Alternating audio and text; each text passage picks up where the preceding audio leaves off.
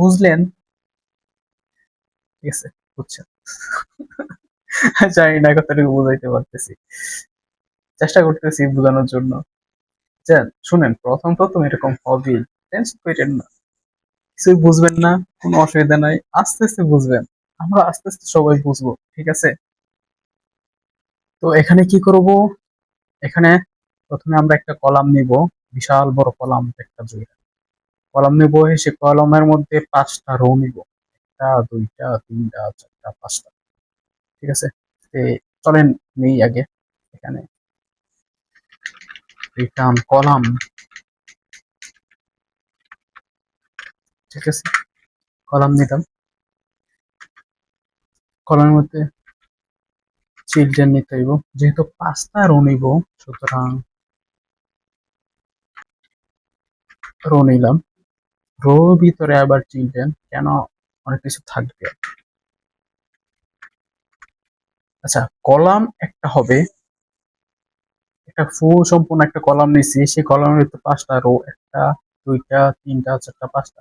যেহেতু 5টা রো নিতে হবে, যেহেতু মাল্টিপল উইজেট আমাদের নিতে হবে, সেজন্য আমরা এখানে চিলড্রেন দিছি। আর যদি একটা উইজেট নেওয়ার প্রয়োজন হয়, তাহলে আমরা চাইল্ড ব্যবহার করব। সেই কলামের ভিতরে আমাদেরকে একাধিক পরিমাণ টেক্সট নিতে হবে, অর্থাৎ একাধিক পরিমাণ উইজেট নিতে হবে। সেজন্য আবার চিলড্রেন, এখানে টেক্সট। টেক্সট কি হবে? মনে করেন 10+10। 10, 10+10, বুঝলেন? 10+10 কত হয়? 20 হয়, তাই না? এখানে কমা হবে,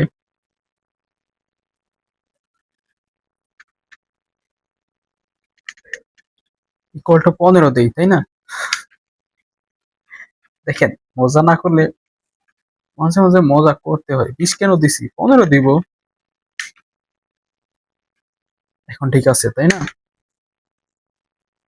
না, এখানে 15 না, এখানে 20 হবে।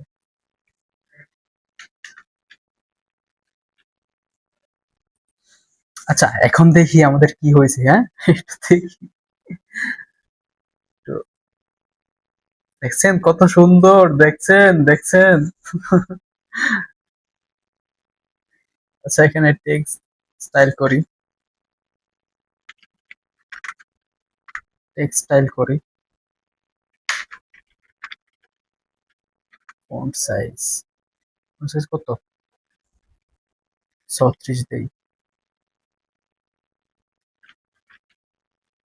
কালার, কালার ব্ল্যাকই থাক।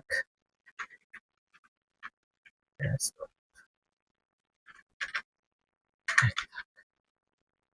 এখানে রেট কেন উঠছে জানেন? কারণ এখনো কমা দেয়নি।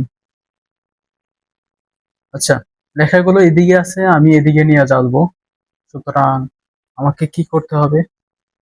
রোয়ের এদিকে, রোয়ের এখানে আমি মেন অ্যাক্সেস অ্যালাইনমেন্ট, এখানে ইন্ড দিয়ে দিই, ইন্ড দিয়ে দিছি। ঠিক আছে? আচ্ছা, মেন অ্যাক্সেস অ্যালাইনমেন্ট ইন্ড দিয়ে দিয়েছি যাতে লেখাটা এদিকে আসা পড়ে। দেখছেন, এদিকে আসা পড়ছে। এখন এই কলমের মধ্যে যেন লেখাগুলো সেন্টারে থাকে সেই ব্যবস্থা করে দিই। এখানে মেন অ্যাক্সেস এলিমেন্ট, এখানে main access element, main access element dot centre. ঠিক আছে? এখন লেখাটা মানে এই কলমের মধ্যে মাঝখানে চলে আসবে। আচ্ছা, ঠিক আছে। আর এখানে যে স্টাইলগুলো আছে সেই স্টাইলগুলো আমরা নিচেও যুক্ত করে দিব, যেখানে 20 আছে।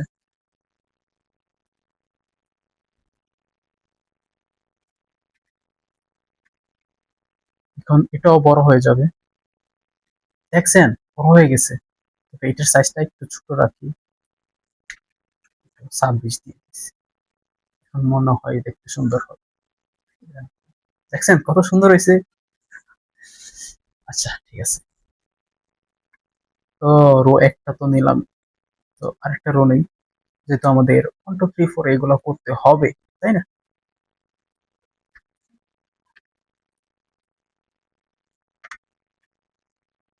আর এখানে একটা কমা দিতে হবে। ঠিক আছে, সবকিছুই আছে। এখানে হচ্ছে ইনপুট গুলো দেখাবে, রেজাল্ট গুলো দেখাবে, তবে 1 2 3 4 এগুলো তো দিতে হবে। এগুলোর জন্য যে এই রোটা যেন সম্পূর্ণ জায়গা নিয়ে থাকে, সেজন্য আমরা এক্সপেন্ডেড করি।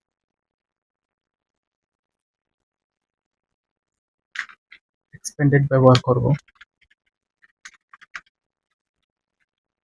এক্সপেন্ডেড ব্যবহার করলাম। আর এখানেও এক্সপেন্ডেড ব্যবহার করি।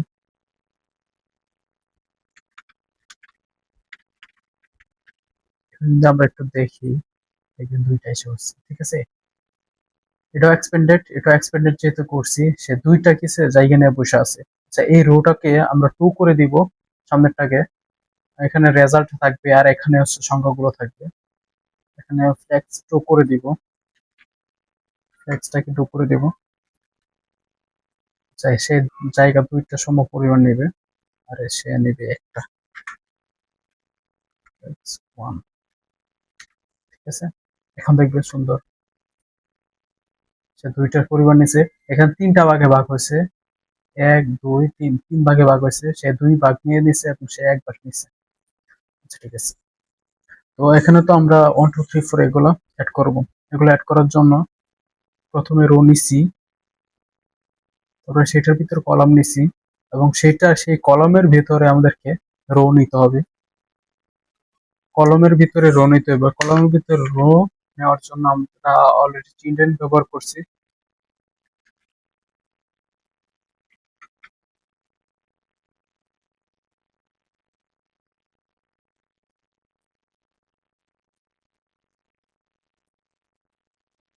আচ্ছা, এটা এক ভাগ যেহেতু নিছে, তো এখানে যেহেতু রেজাল্ট গুলো আছে আর এখানে যেহেতু আমরা 1 2 3 4 সেগুলো দিব, সুতরাং এখানে তো আর কলামের প্রয়োজন পড়তেছে না। এই রেজাল্টটা সম্পূর্ণ একটা কলাম নিছে। প্রথমে আমরা অ্যাপস এর জন্য সম্পূর্ণ একটা কলাম নিছি। সেই কলামের রেজাল্টটা, ইনপুট এবং রেজাল্ট মানে ডিসপ্লেটা একটা কলাম নিয়ে নিছে। সেই কলামের নিচে থাকবে হচ্ছে 1 2 3 4, এবং এই 1 2 3 4 তো একটা কলাম নেওয়ার প্রয়োজন পড়ে না, তাই না? চিলড্রেনের ভিতরে আমরা কি করব, টেক্সট গুলো অ্যাড করবো, 1 2 3 4 এগুলো। এখানে একটা কন্টেনার নিব, কন্টেনার। কন্টেনার মধ্যে চাইল্ড, আর এখানে টেক্সট, এখানে হচ্ছে 1, এন্ড টেক্সট স্টাইল হবে হচ্ছে white. Text style, font size কত, 24, 24ই দিলাম। আর কালার কি ব্ল্যাক হবে না কালার কালার হোয়াইট হবে? এত কিছু না, দেখি এখন কি হয়। 1 উঠছে, তারপরে আমরা দেখতে পাচ্তেছি না, কারণ ব্যাকগ্রাউন্ড কালারের প্রয়োজন আছে। প্রথমে অ্যালাইনমেন্ট করে দিই, অ্যালাইনমেন্ট সেন্টার করে দিই, কারণ লেখাটা যাতে মাঝখানে থাকে। ঠিক আছে, একটা ব্যাকগ্রাউন্ড কালার দিই।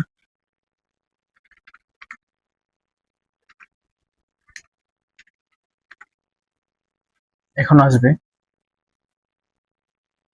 দেখছেন 1 আসছে।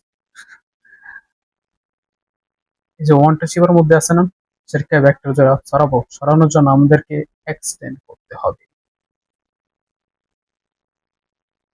তাই প্রজেক্ট, এটাকে যদি আমরা এক্সটেন্ড করি, তখন সমস্যাটার সমাধান, তাহলে সমস্যাটার সমাধান হবে।